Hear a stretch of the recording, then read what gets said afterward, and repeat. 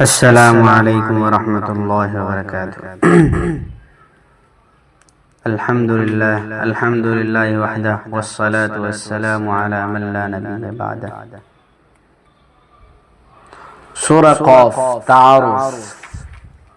اس سورت کا اصل موضوع آخرت کا اثبات ہے۔ اسلام کے عقائد میں عقیدہ آخرت کو بنیادی اہمیت حاصل ہے۔ یہی وہ عقیدہ ہے جو انسان کے قول اور فعل میں ذمہ داری کا احساس پیدا کرتا ہے، اور اگر یہ عقیدہ دل میں پیوست ہو جائے تو ہر وقت انسان کو اس بات کی یاد دلاتا رہتا ہے کہ اسے اپنے ہر کام کا اللہ تعالی کے سامنے جواب دینا ہے، اور پھر یہ عقیدہ انسان کو گناہوں، جرائم اور ناانصافیوں سے دور رکھنے میں بڑا اہم کردار ادا کرتا ہے۔ اسی لیے قرآن کریم نے آخرت کی زندگی کو یاد دلانے پر بہت زور دیا ہے، اور اسی کا نتیجہ تھا کہ صحابہ کرام ہر وقت آخرت کی زندگی کو بہتر بنانے کی فکر میں لگے رہتے تھے۔ اب جو مکی صورت آ رہی ہیں ان میں زیادہ تر اسی عقیدے کے دلائل اور قیامت کے حالات اور جنت اور دوزخ کے منظر کشی پر زور دیا گیا ہے۔ سورہ قاف کی بھی خصوصیت ہے کہ حضور اکرم صلی اللہ علیہ وسلم بکثرت فجر اور جمعے کی نمازوں میں اس سورت کو تلاوت فرمایا کرتے تھے۔ سورت کا آغاز حروف مقطعات میں سے حروف قاف سے کیا گیا ہے، جس کا معنی اللہ تعالی ہی کو معلوم ہے۔ اسی حرف کے نام پر سورت کا نام رکھا گیا۔ شروع اللہ کے نام سے جو سب پر مہربان ہے، بہت مہربان۔ یہ قرآن قاف کی ترجمہ۔ قاف، قرآن مجید کی قسم، ان کافروں نے پیغمبر کو کسی دلیل کی وجہ سے نہیں جھٹلایا، بلکہ انہوں نے اس بات پر حیرت اظہار کیا کہ کوئی آخرت سے ڈرانے والا خود انہی میں سے کیسے آئے گا۔ چنانچہ ان کافروں نے یہ کہا کہ یہ تو بڑی عجیب بات ہے، بھلا کیا جب ہم مر کھپ جائیں گے اور مٹی ہو جائیں گے تو اس وقت ہمیں پھر زندہ کیا جائے گا؟ یہ واپسی تو ہماری سمجھ سے دور ہے۔ واقعہ تو یہ ہے کہ زمین ان کے جن حصوں کو کھا کر گھٹا دی ہے، ہمیں ان کا پورا علم ہے۔ واقعہ تو یہ ہے کہ زمین ان کی جن حصوں کو کھا کر گھٹا دیتی ہے، ہمیں ان کا پورا علم ہے، اور ہمارے پاس ایک کتاب ہے جو سب کچھ محفوظ رکھتی ہے۔ دراصل انہوں نے سچ کو اسی وقت جھٹلایا تھا جب وہ ان کے پاس آیا تھا، چنانچہ وہ متضاد باتوں میں پڑے ہوئے ہیں۔ بھلا کیا انہوں نے اپنے اوپر آسمانوں کو نہیں دیکھا کہ ہم نے اسے کیسے بنایا ہے، اور ہم نے اسے خوبصورتی بخشی ہے، اور اس میں کسی قسم کے رخنے نہیں ہیں، اور وہ زمین ہے کہ ہم نے اسے پھیلا دیا، اور اس میں پہاڑ کے لنگر ڈال دیے ہیں، اور اس میں ہر طرح کی خوشنما چیزیں اگائی ہیں، تاکہ وہ اللہ تعالیٰ سے لو لگانے والے ہر بندے کے لیے بصیرت اور نصیحت کا سامان ہو۔ اور ہم نے آسمان سے برکتوں والا پانی اتارا، پھر اس کے ذریعے باغات اور وہ اناج کے دانے اگائے جن کی کٹائی ہوتی ہے، اور کھجور کے اونچے اونچے درخت جن میں تہ بتہ خوشے ہوتے ہیں، تاکہ ہم بندوں کو رزق عطا کریں۔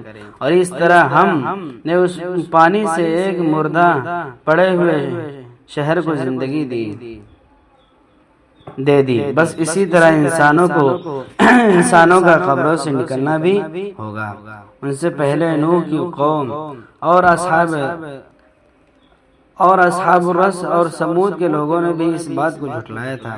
نیز قوم عاد اور فرعون اور لوط کے بھائیوں نے بھی، اور اصحاب الایکہ اور تبع کی قوم نے بھی، ان سب نے پیغمبروں کو جھٹلایا تھا۔ اس لیے میں نے جس عذاب سے ڈرایا تھا وہ سچ ہو کر رہا۔ بھلا کیا ہم پہلی بار پیدا کرنے سے تھک گئے تھے؟ نہیں، لیکن یہ لوگ اثر نو پیدا کرنے کے بارے میں دھوکے میں پڑے ہوئے ہیں، اور حقیقت یہ ہے کہ ہم نے انسان کو پیدا کیا اور اس کے دل میں جو خیالات آتے ہیں ان تک سے ہم خوب واقف ہیں، اور ہم اس کے شہ رگ سے بھی زیادہ اس کے قریب ہیں۔ اللہ تعالیٰ انسانوں کے شہ رگ سے بھی زیادہ قریب ہے۔ اس وقت بھی جب اعمال کو لکھنے والے دو فرشتے لکھ رہے ہوتے ہیں، ایک دائیں جانب اور دوسرا بائیں جانب بیٹھا ہوتا ہے، انسان کوئی لفظ زبان سے نکال نہیں پاتا مگر اس پر ایک نگراں مقرر ہوتا ہے۔ ہر وقت لکھنے والے تیار، اور موت کی سختی سچ مچ آنی ہی والی ہے۔ اے انسان، یہ وہ چیز ہے جس سے تو بدکتا ہے اور سور پھونکا جانے والا ہے، یہ وہ دن ہوگا جس سے ڈرایا جاتا تھا، اور ہر شخص اس طرح آئے گا کہ اس کے ساتھ ایک ہانکنے والا ہوگا اور ایک گواہی دینے والا۔ حقیقت یہ ہے کہ تو اس واقعے کی طرف سے غفلت میں پڑا ہوا ہے۔ اب ہم نے تجھ سے وہ پردہ ہٹا دیا ہے جو تجھ پر پڑا ہوا تھا، چنانچہ آج تیری نگاہ خوب تیز ہو گئی ہے۔ اور اس کا ساتھی کہے گا، یہ ہے وہ اعمال نامہ جو میرے پاس تیار ہے۔ حکم دیا جائے گا کہ تم دونوں ہر اس شخص کو جہنم میں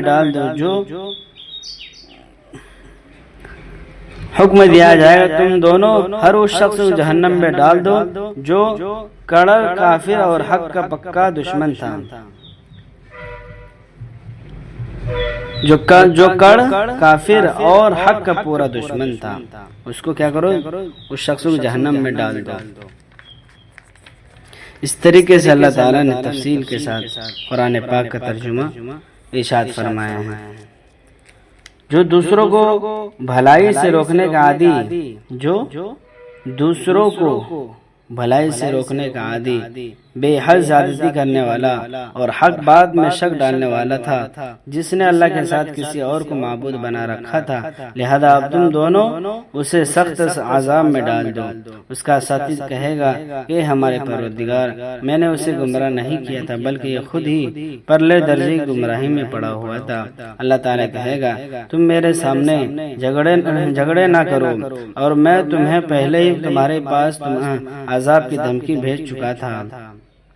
میرے سامنے وہ بات بدلی نہیں جا سکتی، اور میں بندوں پر کوئی ظلم کرنے والا نہیں ہوں۔ وہ وقت یاد رکھو جب ہم جہنم سے کہیں گے، کیا تو بھر گئی؟ وہ کہے گی کہ کیا کچھ اور بھی ہے، اور پرہیزگاروں کے لیے جنت اتنی قریب کر دی جائے گی کہ کچھ بھی دور نہیں رہے گی، اور کہا جائے گا، یہ ہے وہ چیز جس کا تم سے وعدہ کیا جاتا تھا کہ وہ ہر اس شخص کے لیے جو اللہ سے خوب لو لگائے ہوئے ہو اور اپنی نگرانی رکھنے والا ہو۔ خدائے رحمان سے اسے دیکھے بغیر ڈرتا ہو اور اللہ کی طرف رجوع ہونے والا دل لگا کر آئے ہیں، تم سب اس میں سلامتی کے ساتھ داخل ہو جاؤ۔ وہ دن ابدی زندگی کا دن ہوگا۔ ان جنتیوں کو وہ سب کچھ ملے گا جو وہاں وہ چاہیں گے، اور ہمارے پاس کچھ اور زیادہ بھی ہے۔ اور ان مکہ کے کافروں سے پہلے ہم کتنی ہی قوموں کو ہلاک کر چکے ہیں جن کی طاقت پر گرفت ان سے زیادہ سخت تھی، چنانچہ انہوں نے سارے شہر چھان مارے تھے۔ کیا ان کے لیے بھاگنے کی کوئی جگہ تھی؟ یقیناً اس میں اس شخص کی بڑی نصیحت کا سامان ہے جس کے پاس دل ہو، جو حاضر دماغ بن کر کان دھرے۔ اور ہم نے سارے آسمان و زمین کو اور ان کے درمیان کی چیزوں کو 6 دن میں پیدا کیا، اور ہمیں ذرا سی تھکن بھی چوکھر نہیں گزری۔ لہذا اے پیغمبر، جو کچھ یہ لوگ کہہ رہے ہیں تم اس پر صبر کرو اور اپنے پروردگار کی حمد کے ساتھ تسبیح کرتے رہو، سورج نکلنے سے پہلے بھی اور سورج ڈوبنے سے پہلے بھی اور سورج ڈوبنے سے پہلے بھی، سورج نکلنے سے پہلے بھی اور سورج ڈوبنے سے پہلے بھی، اور رات کے حصوں میں اور رات کے حصوں میں بھی اس کی تسبیح کرو اور سجدوں کے ساتھ بھی، اور ذرا توجہ سے سنو، جس دن ایک پکارنے والا ایک قریبی جگہ سے پکارے گا، جس دن لوگ سچ مچ اس پکار کی آواز سنیں گے، اور وہ قبروں سے نکلنے کا دن ہوگا۔ یقین رکھو ہم ہی ہے جو زندگی بھی دیتے ہیں اور موت بھی، اور آخر کار سب کو ہمارے پاس ہی لوٹنا ہے۔ اس دن جب زمین پھٹ کر ان کو اس طرح باہر کر دے گی، وہ جلدی نکل رہے ہوں گے۔ اس طرح سب کو جمع کر لینا ہمارے لیے بہت آسان ہے۔ جو کچھ یہ لوگ کہتے ہیں ہمیں خوب معلوم ہے، اور اے پیغمبر تم ان زبردستی کرنے والے نہیں ہو، تم ان پر زبردستی کرنے والے نہیں ہو، لہذا قرآن کے ذریعے ہر اس شخص کو نصیحت کرو جو میری وعید سے ڈرتا